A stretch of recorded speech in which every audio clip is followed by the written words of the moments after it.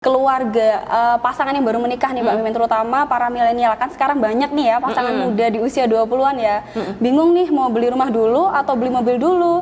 Kalau beli rumah dulu nanti mobilitasnya mereka juga susah, kalau mau beli mobil dulu nanti mau tinggal di mana. Seperti pertimbangannya juga kalau beli mobil dulu mereka mau ngontrak atau ngekos itu kan juga jadi tambahan biaya ya. Ini seperti apa Mbak Mimin?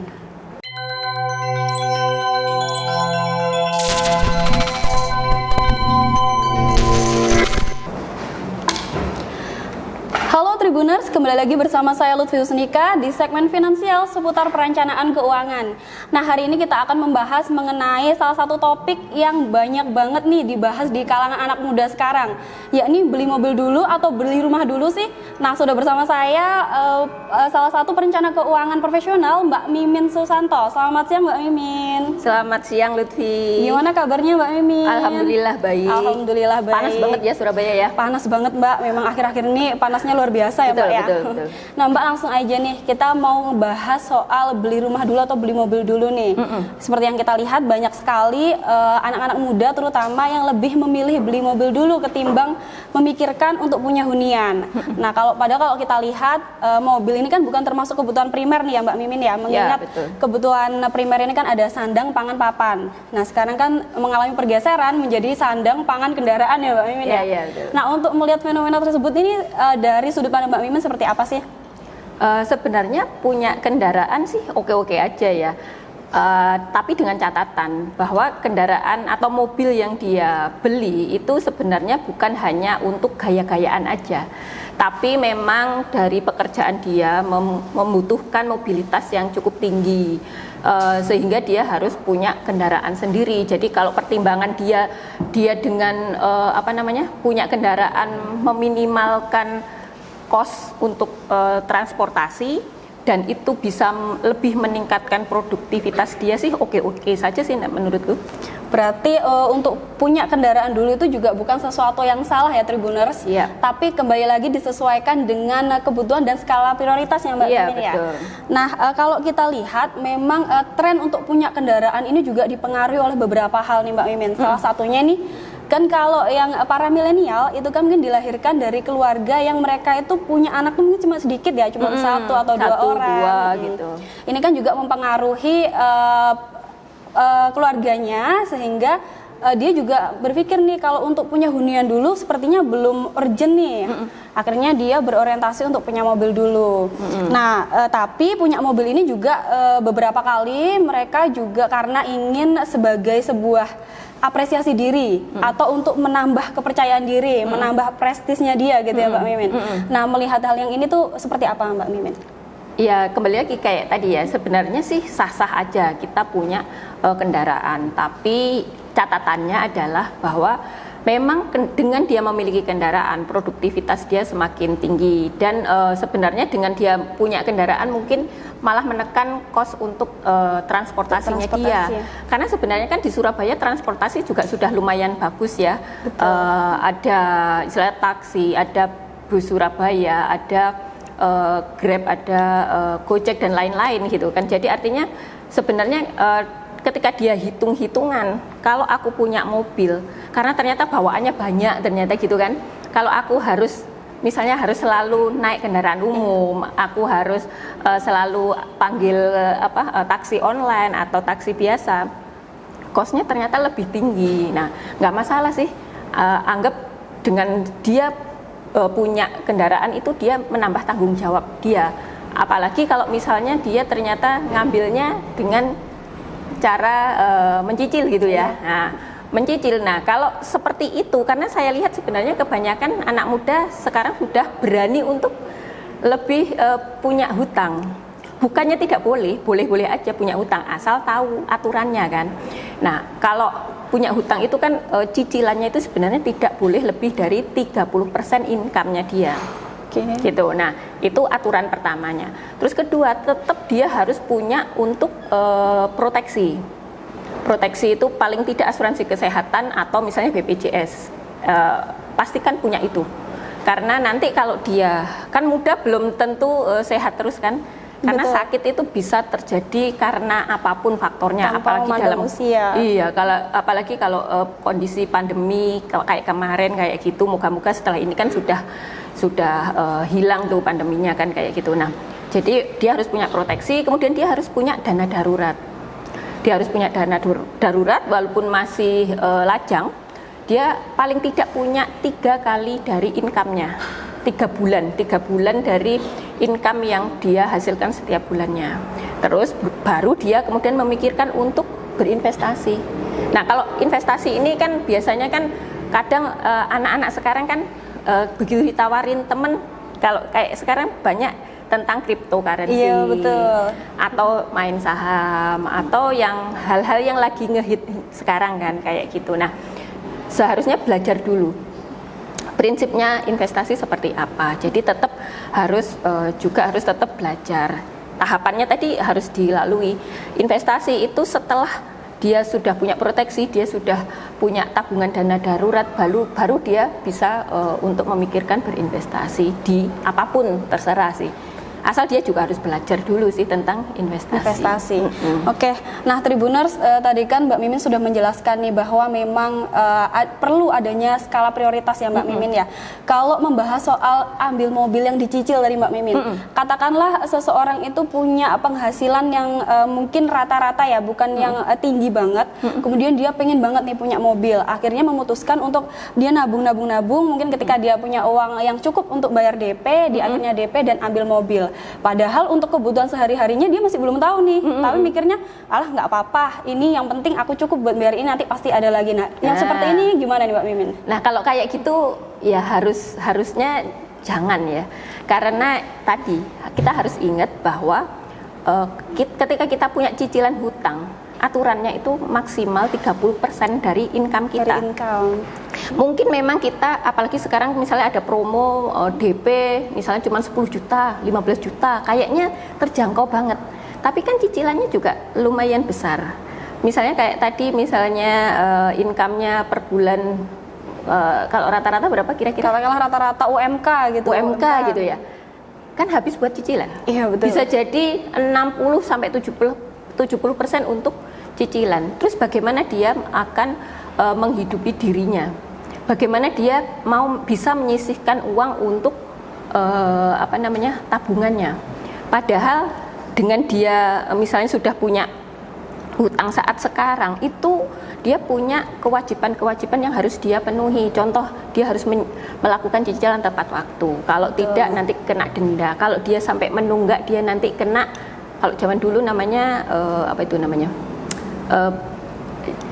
blacklist untuk di BI checking ya, kayak gitu. Kalau sekarang kan ada istilahnya lagi tuh. Nah, padahal nanti ke depan ketika dia udah mau berkeluarga atau kemudian dia ingin membeli rumah secara KPR, karena kalau rumah itu kan cukup besar kan, pasti benar. Kalau membeli cash lumayan cukup berat ya. Jadi biasanya memang selalu pakai KPR. Nah, kalau ketika ambil KPR ternyata dia punya catatan buruk di sebelumnya karena perhitungannya tidak terlalu matang, dengan ketika dia nekat ngambil mobil, ya akhirnya kan jadi kendala nanti di kemudian hari. Nah, itu artinya dia tidak bertanggung jawab untuk diri dan keluarganya kan, kayak gitu. Oke Mbak, kalau bicara soal mobil atau rumah dulu ya, mungkin untuk yang lajang dulu nih, kalau misalkan dia sudah punya cukup kemampuan secara ekonomi untuk membeli mobil atau rumah, kan kalau disandingkan memang harganya kan beda ini ya, antara mobil dan rumah ya. Sekarang rumah kan juga ada yang harganya cukup murah. Oh iya. Nah, ini sebenarnya pinggir ya. Sebenarnya kalau untuk lajang ini lebih prioritas mana sih Mbak Mimin? Kan nantinya dia juga mungkin akan menikah ya, dan akan, kalau rumah kan pasti bisa dijadikan hunian. Nah, ini seperti apa Mbak Mimin? Kalau saya secara konvensional masih tetap nyaranin sebenarnya dahulukan dulu untuk beli rumah sih sebenarnya. Tapi kembali lagi, setiap orang kan kondisinya berbeda. Misalnya dengan dana yang katakan sama dengan membeli mobil, tapi kan nggak bisa belinya di sekitar artinya dekat dengan pusat kota kan. Iya, benar. Dia harus milih daerah-daerah pinggiran kan. Nah, perbatasan. Ketika dia pilih pinggiran, itu nambah kos lagi, waktu, tenaga, biaya untuk transport juga semakin tinggi juga ya Mbak. Nah, harus benar-benar lagi diperhitungkan. Terus untuk ketika membeli rumah kan juga harus dipikirkan, emang iya murah, tapi apakah daerah itu nantinya bisa berkembang dengan baik? Karena prinsip membeli rumah kan lokasi kan, lokasi dan lokasi gitu. Jadi harus dipilih dengan cermat lokasi dia membeli rumah itu nanti bisa berkembang dengan baik nggak? Akses jalannya bagaimana? Kemudian fasilitas umumnya bagaimana? Kayak gitu. Jadi nggak masalah sebenarnya membeli rumah dulu. Kan toh namanya rumah itu semakin lama, apalagi kalau lokasinya bagus, kan semakin lama semakin tinggi tuh. Jadi nggak ada ruginya tuh membeli rumah dulu. Cuman kembali lagi kondisinya saat sekarang gimana? Apakah dia memang membutuhkan mobil untuk mensupport pekerjaannya, gitu? Kan misalnya dia adalah seorang marketing perusahaan asuransi misalnya, dia kan kadang bawa berkas banyak, gitu kan, bawa istilah dia butuh juga prestis untuk tampilannya. Nggak masalah asal dia bisa memanage kayak gitu sih. Jadi dikembalikan kebutuhannya dia seperti apa.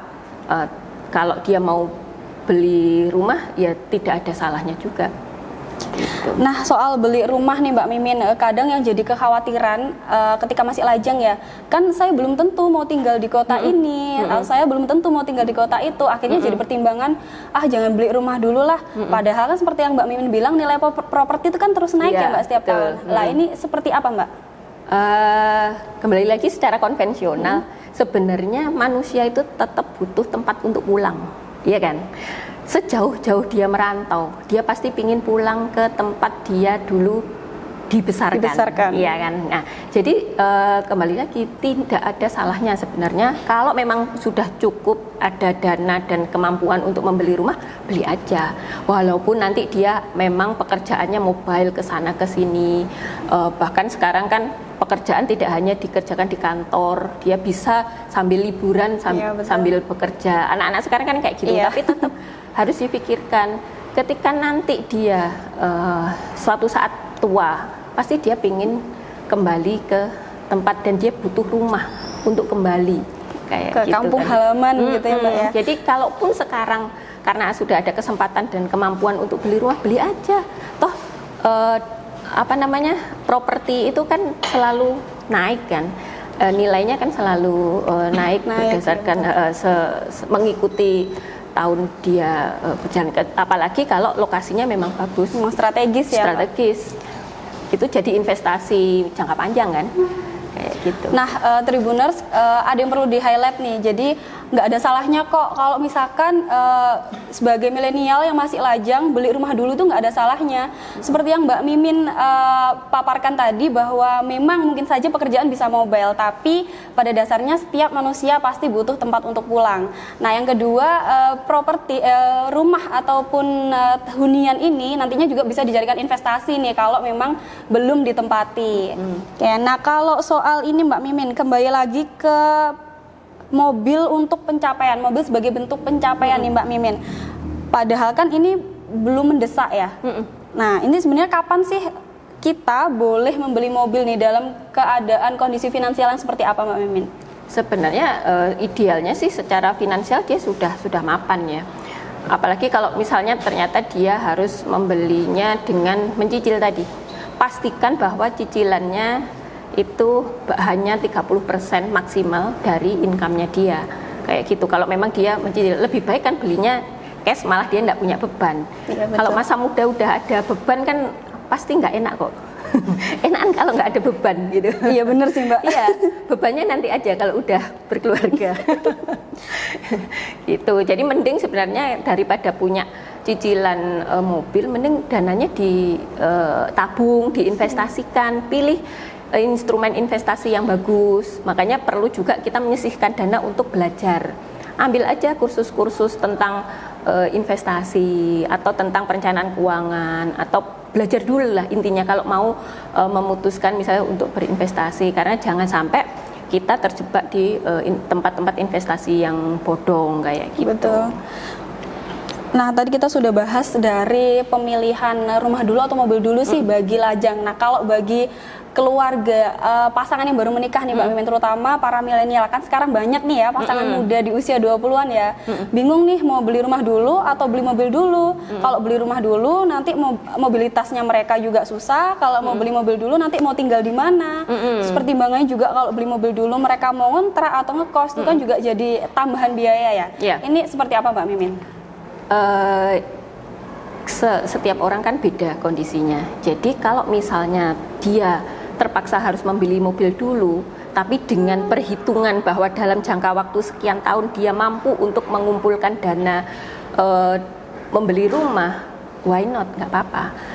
Karena dengan misalnya dia membeli mobil dulu untuk membuat dia istilahnya menunjang pekerjaannya dia, kan lebih bagus. Betul. Jadi kita memundurkan dulu rencana pembelian rumah, dan itu dipindah menjadi kita mengontrak rumah. Terus kemudian kita misalnya butuh untuk membeli mobil, jangan beli mobil yang terlalu mewah lah misalnya ya, asal bisa untuk aktivitas, untuk bisa menunjang aktivitas mobilitas kita. Mungkin pekerjaannya dia harus keluar kota, menemui banyak orang dan lain-lain, nggak apa-apa, tapi dia harus punya plan juga. Jangan sampai selama seumur hidup dia jadi kontraktor, ya kan? Kontrak terus. Ya. Jadi dia punya plan ke depan, berapa tahun ke depan aku harus sudah punya rumah kayak gitu. Nggak masalah sekarang setahun 2 tahun aku ngontrak, misalnya kita sekeluarga ngontrak dulu Bu, ya harus dibicarakan kan. Jadi harus sama tuh visinya antara suami dan istri. Jadi setahun 2 tahun kita ngontrak dulu, nanti kita sambil ngumpulin DP, terus kemudian kita membeli rumah kayak gitu sih. Tapi kalau menurut Mbak Mimin ini untuk para pasangan muda ini sebenarnya lebih urgent yang mana sih kalau secara general? Ya sebenarnya idealnya sih punya rumah dulu. Rumah dulu ya? Iya, idealnya punya rumah dulu. Masalahnya adalah rumah sekarang kan harganya ya seperti itu luar kan. Biasa sudah, ya. Apalagi kalau di dalam kota, semeter aja sudah berjuta-juta. Sudah wow ya. Iya kan. Jadi pilihannya mungkin kalau pasangan muda pilihannya di pinggir banget. Misalnya kalau di sekitar Surabaya kan ada Sidoarjo atau Gresik ya, yang jangkauannya mungkin lebih dari 10 km gitu. Nah, apakah dengan dia membeli rumah dengan jarak yang cukup jauh itu istilahnya ada kendala atau tidak? Kalau nggak ada kendala nggak masalah. Ternyata misalnya dia bisa mengerjakan pekerjaannya di rumah. Kan ada tuh, sekarang kan dia kerja online aja, mungkin dia juga jual beli online, atau dia seorang trader yang memang hanya istilahnya di dalam rumah, kerja dari rumah, dari rumah bisa, nggak masalah. Itu mending dia beli rumah dulu, karena dia nggak butuh mobil toh untuk mobilitasnya dia. Betul. Jadi intinya ketika dia milih antara rumah atau mobil, dia harus lihat sebenarnya pilihan ini mana yang bisa membuat dia lebih efisien, lebih dalam bekerja, lebih menghasilkan banyak uang dalam bekerja, karena beberapa tahun ke depan dia harus mewujudkan sesuatu kan, impiannya mereka tuh kayak gitu. Oke Mbak, tadi kan kita sudah mendengar pemaparan Mbak Mimin, semuanya tergantung pada prioritas ya Mbak Mimin ya, tergantung pada setiap kebutuhan orang. Prioritas dan kebutuhan setiap orang itu berbeda, yang otomatis nanti keputusannya juga akan berbeda. Nah Mbak Mimin, kalau sudah bicara soal mobil dan rumah nih, sebenarnya kapan sih seseorang harus mengatur jadwal perencanaan lebih jauh mengenai asuransi, hunian, kemudian yang ingin sekolah lagi, baik masih lajang ataupun yang baru menikah? Sebenarnya sejak memiliki income, dia itu lebih baik segera membuat perencanaan. Karena ketika kita punya pola dalam menghabiskan uang atau income kita, itu nanti akan terbawa. Itu kan menjadi habit. Karena sebenarnya perencanaan keuangan itu seperti merencanakan hidup kan, planning membuat perencanaan hidupnya. Jadi kalau misalnya sejak pertama dia memiliki income, dia tidak mengatur dari awal, ketika dia sudah menikah atau memulai hidup baru dengan pasangannya bisa amburadul, apalagi kalau tidak ada komunikasi. Misalnya nih ada kasus suami pokoknya memberikan income-nya ke istri, wes silahkan atur gitu kan. Ternyata dengan harapan istrinya bisa ngatur, tapi karena istrinya tidak pernah belajar tentang perencanaan, gimana caranya ngatur uangnya, ya mungkin bisa habis tidak menjadi apa-apa. Kayak gitu, nanti di kemudian hari jadi masalah. Loh, kan uangku udah tak kasih semua ke kamu. Nah, kayak gitu. Jadi mending sejak mempunyai income, entah itu sudah berkeluarga atau masih lajang, itu dia sudah mulai membuat perencanaan. Perencanaan itu kan gini, setiap orang kan punya mimpi kan. Mimpi itu termasuk kapan aku mau punya mobil, kapan aku mau punya rumah, kapan aku mau menikah, punya anak, sekolahnya anak-anak gimana, aku nanti masa tua aku pengennya seperti apa. Nah itu impian. Nah impian itu harus diwujudkan menjadi sebuah financial planning. Dia harus menjadi sebuah tujuan keuangan. Nah tujuan keuangan itu berarti sudah harus jelas nih. Ketika orang punya mimpi, jangan sampai hanya sekedar mimpi. Ya kalau bisa ya direalisasikan. Cara merealisasikannya gimana? Yaitu tadi melalui sebuah perencanaan keuangan kayak gitu. Nah, bicara soal perencanaan keuangan yang matang nih Mbak Mimin, terutama untuk para lajang ini, pos keuangan apa saja sih yang harus disisihkan? Mungkin bisa dijelaskan lagi Mbak Mimin, mungkin untuk kebutuhan pokok berapa, kebutuhan hobi berapa, mungkin buat yang pengen punya mobil nih, dia harus disisihkan berapa gitu Mbak Mimin. Iya, jadi untuk secara umum aku tuh kan ada konsep 10, 20, 30, 40 kan ya. 10% itu untuk sosial, termasuk di dalamnya itu untuk kalau kita harus bayar zakat, infak, sedekah, atau kalau yang Nasrani itu ada perpuluhan kayak gitu kan, atau yang lain untuk sosial, kegiatan sosial, karena kita kan orang Indonesia banyak banget, entah itu nanti ada yang sunatan, ada yang menikah, ada iuran RT dan lain-lain. Nah itu masuk ke pos yang sana. Yang 20% itu untuk tabungan. Tabungan ini tabungan kalau belum punya dana darurat ya tabung dulu dana darurat. Kalau sudah terpenuhi investasi kayak gitu. Terus untuk beli proteksi bisa diambilkan dari situ juga. Kemudian yang 30% itu adalah untuk cicilan hutang. Tapi kan sebisanya kalau masih muda jangan punya hutang kan, gitu kan. Jadi yang 30% alihkan tuh ke tabungan. Ambil 10% untuk pengembangan diri. Karena kalian masih muda, kan perlu ke depan itu pasti ingin menjadi yang lebih hebat, yang lebih menjadi orang yang lebih berguna kan. Nah, berarti kan kamu harus keluar biaya lagi untuk mengembangkan dirimu. Entah itu mau kursus, sekolah lagi, atau beli buku dan lain-lain. Ya, itu sisihkan 10% untuk pengembangan diri. 40% baru untuk biaya hidup kita. Untuk kebutuhan ya Mbak Mimin ya? Makan, transport, beli pulsa, paket dan lain-lain, itu baru ambil dari situ 40%-nya. 40%-nya. Nah kalau bicara soal dana darurat nih Mbak Mimin, sebenarnya boleh nggak sih kita itu pakai dana darurat untuk beli keperluan yang sifatnya tersier seperti mobil gitu? Boleh nggak sih Mbak Mimin? Nggak boleh. Nggak boleh ya? Karena sebenarnya dana darurat itu kan gunanya untuk mengatasi hal-hal di luar rencana kita. Misalnya kita udah punya mobil, terus tiba-tiba nih mobil nabrak, nubruk, atau misalnya hal-hal yang tidak diharapkan, entah itu misalnya bocor bannya ini atau apa aja deh. Kan kita butuh dana dulu tuh kan. Walaupun misalnya ada asuransi kendaraan, tapi kan kita harus tetap klaimnya kan butuh uang. Nah, terus ketika mobil kita ada di dalam bengkel misalnya, kita kan butuh untuk kita wirawiri gitu. Untuk bekerja kan kita butuh uang lagi kan. Nah, kita baru bisa tuh ambil dari dana darurat. Misalnya dari pos uang transport kita nggak ada misalnya, kita boleh pinjem dulu. Kalau dana darurat kita anggap kita pinjam, nanti kita kembalikan lagi ke sana. Sebenarnya kan dana darurat itu kayak jaring pengaman. Ketika kita misalnya sakit, butuh dibawa ke rumah sakit segera.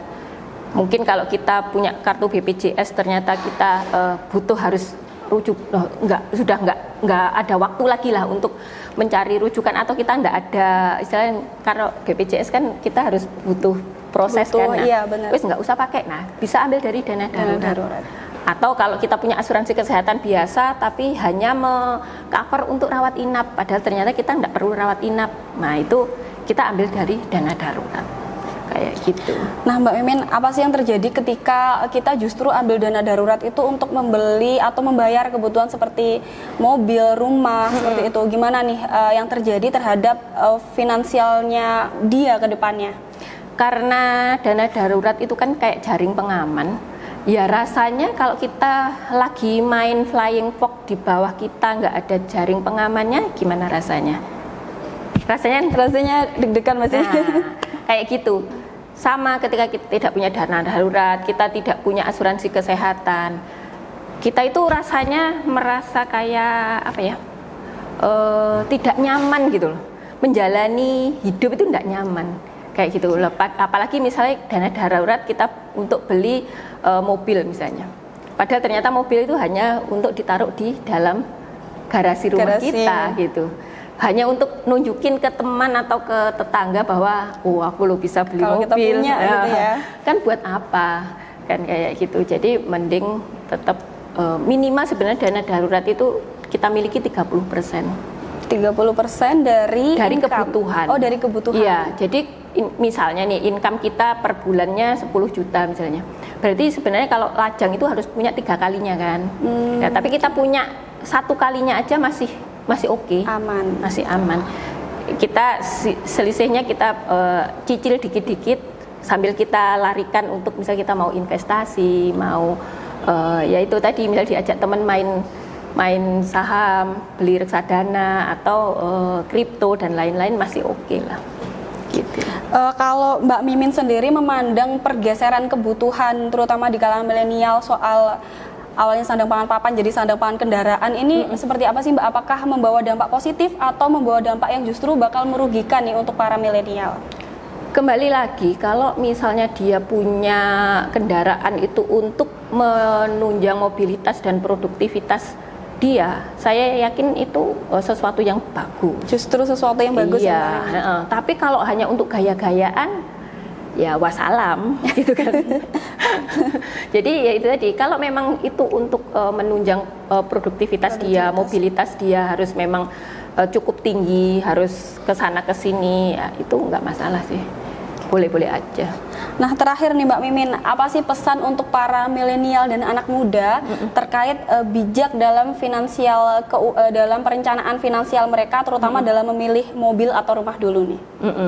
Kalau saran saya sih, walaupun masih muda dan lajang, tetap harus mulai dilihat nih. Kita ini kebutuhannya apa sih? Kalian itu kebutuhannya apa? Masing-masing, karena setiap orang pasti berbeda ya. Aku ini butuhnya apa? Apakah dengan income yang aku miliki ini mau aku apain? Maka belajar dulu tentang perencanaan keuangan. Coba tulis selama ini pengeluarannya untuk apa aja, larinya uangnya kemana aja, ada nggak yang ditabung? Atau jangan-jangan habis semua kayak gitu. Nah, kalau bisa sendiri nggak apa-apa, kan bisa tuh belajar dari berbagai macam aplikasi, buku. Betul. Dan lain-lain, belajar aja. Tapi kalau misalnya butuh saran dari yang lebih ahli yang juga lebih boleh, ya? Iya, juga boleh. Silahkan berkonsultasi. Intinya itu tadi, kita tahu kita ini maunya apa. Pasti kita semua punya cita-cita, impian yang pengen direalisasikan. Cuman mau merealisasikan kadang orang kan bingung. Betul. Iya kan. Nah, terus kemudian kalau sekarang aku mau beli mobil, apakah benar aku ini sekarang butuh mobil ini gitu kan?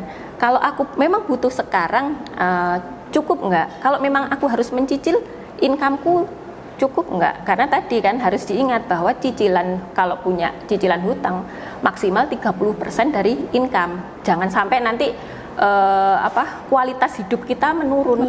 Hanya demi karena kita pingin punya mobil, makannya cuman setiap hari Indomie atau mie instan. Setiap hari cuma mie instan kan. Jadi kualitas hidup kita juga harus kita perhatikan, karena usia kita masih muda, ke depan masih panjang gitu kan. Jadi benar-benar harus dipikirkan secara matang. Duduk kalau misalnya tidak ada teman, duduk sendiri, tulis uangku selama ini lari kemana, aku pengen merealisasikan cita-cita apa aja kayak gitu. Terus gimana cara ngitungnya kayak gitu. Kalau bisa sendiri silahkan sendiri. kalau butuh expert silahkan berkonsultasi, kayak gitu aja sih. Oke, nah baik Tribuners, tadi kita sudah mendengar pemaparan dari Mbak Mimin Susanto mengenai bagaimana sih mengatur keuangan, terutama dalam memilih rumah dulu atau mobil dulu nih. Ada beberapa hal yang perlu di-highlight ya. Pertama, tergantung pada skala prioritas atau kebutuhan seseorang tersebut. Jadi baik memilih mobil ataupun rumah itu disesuaikan dengan kebutuhan. Yang kedua, jika memang mengambil mobil atau rumah itu dengan cara dicicil, jangan sampai hutang itu melebihi 30% dari income kita, karena kualitas hidup masih harus tetap terjaga. Baik Tribuners, terima kasih sudah menyaksikan segmen finansial pada hari ini. Sampai jumpa di sesi perbincangan selanjutnya.